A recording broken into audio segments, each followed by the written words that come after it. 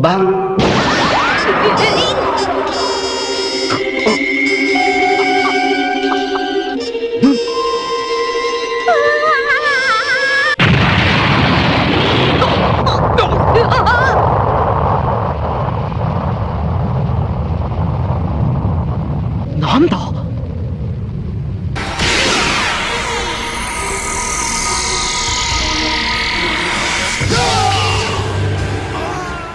Hey guys, this is Poohead189, and today we're going to be talking about Frieza's most iconic technique, the Death Beam. Also, everyone please thank Clearin for making the thumbnail. Anyway, the Death Beam, introduced in chapter 255 of the original manga, is an intensely powerful, concentrated beam of energy used for surgical attacks and executions.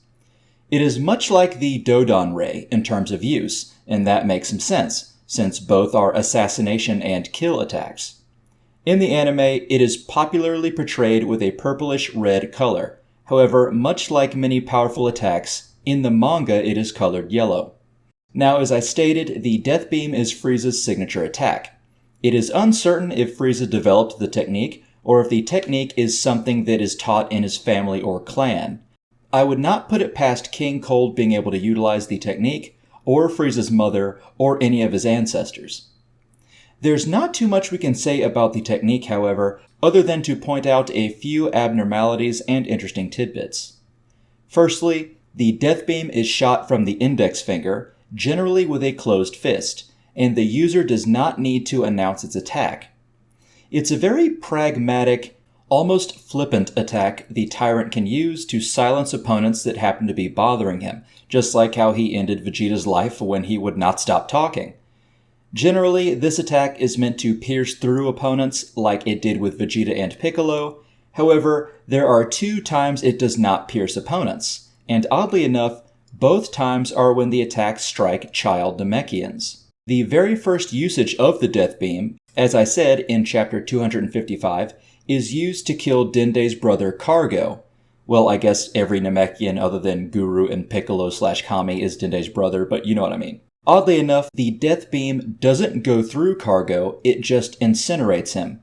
It's likely Frieza's choice, rather than it being any disparity in power level, and I do want to note that in the anime, Frieza doesn't kill Cargo, Dodoria kills him with a mouth blast on episode 48 of Dragon Ball Z.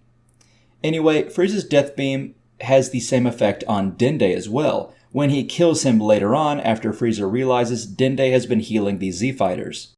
However, every other time, the attack either pierces its opponent or it is ineffective, like with Base Goku and Super Saiyan Goku. In fact, other than a few key differences, like with Goku, I believe the Death Beam has the highest kill count of a technique in the series, at least with main characters and not a world-ending blast like with Kid Buu. The Death Beam kills Cargo, Dende, Vegeta, nearly kills Piccolo, and Super Perfect Cell kills Trunks with it. And yes, Cell is the other villain that tends to use Frieza's Death Beam the most, but only in his perfect form, it seems. He uses it on Mastered Super Saiyan Gohan to test his skills, before utilizing it to murder Trunks later on when he comes back as Super Perfect. Now, while it is generally used as a single shot, Frieza can use it in a burst fire effect, as he does against both Base Goku and Super Saiyan Goku, likely when he is frustrated or desperate. Cell never uses it in such a capacity. We also need to mention that Cooler can use this attack too.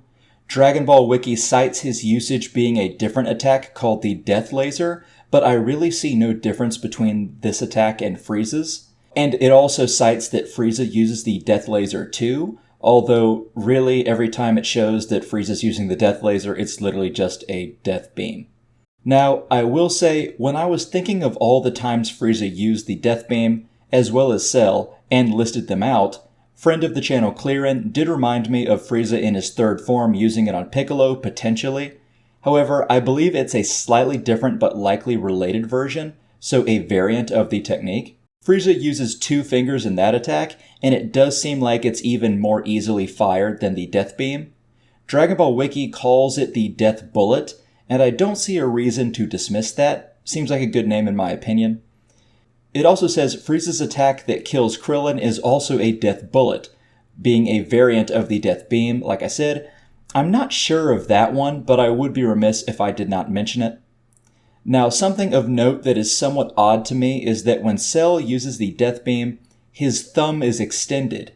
I don't think this changes the way the beam works. Maybe it's just something about Cell's physiology or even style, but Frieza's thumb is not extended when he uses the death beam himself, other than once, which happens to actually be his first usage of the technique when he kills Cargo. And lastly, something that we should not forget is just how effective the technique is. Even past the kill count, the death beam also appears to use a minimal amount of energy, and it also does not need to power up or be charged like the special beam cannon, being much more like the Dodon ray in both respects. However, we should also take into account that the special beam cannon charges up and is potentially more powerful since Frieza is usually using it on weaker opponents, and Piccolo's special beam cannon killed Raditz, who was 3 times his own strength. Anyway, that's all I have to say today on the death beam. Hope you guys liked it.